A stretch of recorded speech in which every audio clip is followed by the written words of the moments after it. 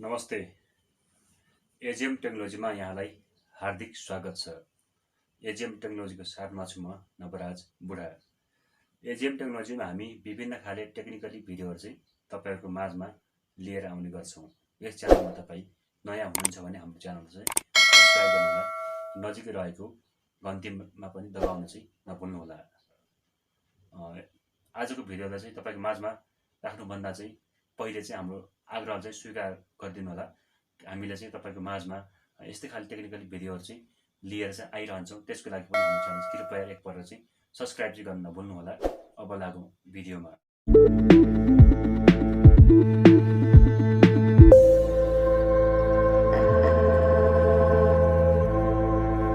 आजको भिडियो चाहिँ मैले तपाईको माझमा चाहिँ बोया M1 माइकको बारेमा चाहिँ छोटो अनबक्सिङ भिडियो लिएर आएको छु। यो खालको चाहिँ मसँग चाहिँ बोयाको चाहिँ एउटा अनबक्सिङ भिडियो लिएर आएको छु। यो भिडियो चाहिँ म तपाईहरुले चाहिँ किन राख्दैछु भने तपाईले चाहिँ सामान किन्दाखेरि कुन सामान कस्तो हुन्छ भन्ने बारेमा चाहिँ केही थाहा होस् र जुन नेटको पहुँचभन्दा बाहिर रहनु भएका साथीहरुले पनि यो भिडियो हेरेर चाहिँ उहाँबाट त्यो भिडियोबाट चाहिँ केही कुरा सिकुन् भनेर म यो भिडियो बनाइरहेको छु। सर्वप्रथम चाहिँ म यहाँनिर यो यसरी खोल्छु। यसरी खोलिसकेपछि यहाँ यस्तो खालको यो बिल रहेको छ। यो चाहिँ यो खालको बिल रहेको छ। महाबौद्ध काठमाडौँबाट चाहिँ यो आएको छ। यस्तो खालको रहेको छ। अब चाहिँ म यसलाई चाहिँ यसरी खोल्छु। हेर्नुस् बोयाको चाहिँ बोयाको माइक रहेको छ। बोया M1 माइक। यो माइक चाहिँ भन्नुपर्दा अलिकति कपी खालको, तर यो हाई कपी खालको यो राम्रो खालको माइक रहेको छ। तपाई यो खालको चाहिँ हेर्न सक्नुहुन्छ। जुन तपाईले जेन्युन बजारमा चाहिँ ओरिजिनल किन्नुभयो भने चाहिँ यसको मूल्य चाहिँ तपाईलाई 2200 देखि सुरु हुन्छ र त्यसको कपी खालको चाहिँ दुई तीन खालको हुन्छ। यो चाहिँ मिडियम खालको हाई कपी वाला र पनि यो पनि राम्रै काम गर्छ भन्ने मलाई लागेको छ। मैले यो चाहिँ धेरै संग साथीहरुबाट चाहिँ बुझेर यसलाई चाहिँ मैले पर्चेस गरेको थिएँ दराजबाट चाहिँ। यो चाहिँ for smartphone, card holder, DSLR अनि अडियो रेकर्डर, PC etc मा यो चाहिँ लाग्छ भनेको चाहिँ यहाँ यसरी देखाएको छ। र यसको बारेमा चाहिँ म तपाईलाई सबै अनबक्सिङ गरेर देखाउने छु। तपाईले हेरेर थाहा पाउनुहुन्छ यो चाहिँ अलिक कपी नै रहेको छ बोयाको चाहिँ। यो हाई कपी रहेको चाहिँ यसलाई म यसरी खोल्छु।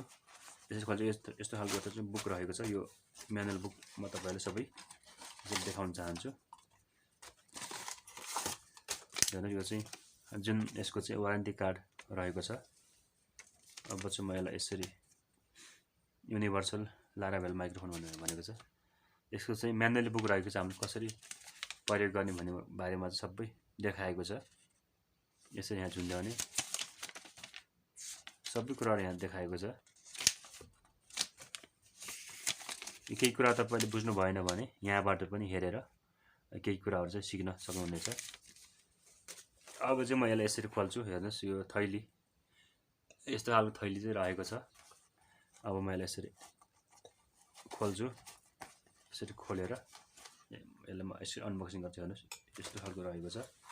योसँग चाहिँ एउटा जुन मिक्सरमा चाहिँ लगाउने खालको ज्याक पनि रहेको छ। ज्याकसँग त्यसपछि यसलाई चाहिँ यो खालको चाहिँ यो माइक रहेको छ। हेर्नुस् यसरी ब्याट्री चाहिँ यो भित्र एउटा चाहिँ घडीको सेल ब्याट्री चाहिँ लाग्छ। यो ब्याट्री चाहिँ हामीले जुन DSLR क्यामेरा मात्रै युज हुन्छ।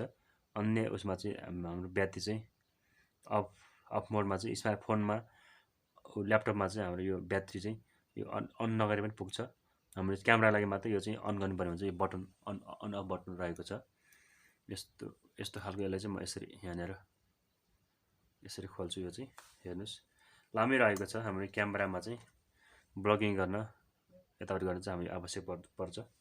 अब यसको लागि चाहिँ म यसलाई यसरी यहाँनेर यसरी बनाएर यसलाई यहाँ यसरी यो चाहिँ लक रहेको छ अड्याउने चाहिँ यो खालको बनाएर अब म तपाईलाई सबै देखाउँछु।